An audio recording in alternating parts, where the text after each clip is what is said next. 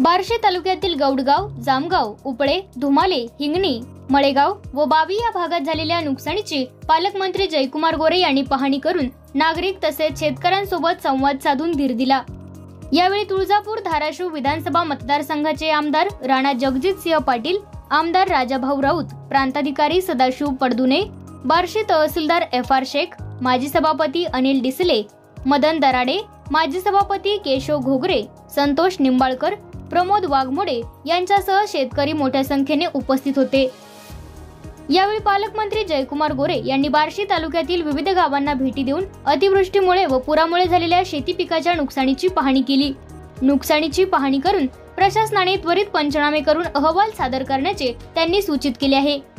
नुकसानग्रस्तांनी धीर धरावा, शासन पूर्णपणे पाठीशी असून लवकरात लवकर मदत देण्यासाठी प्रयत्नशील असल्याचे यावेळी जयकुमार गोरे यांनी सांगितले। अशाच नवनवीन बातम्या पाहण्यासाठी लोकराज न्यूज 24 ला सबस्क्राइब करा।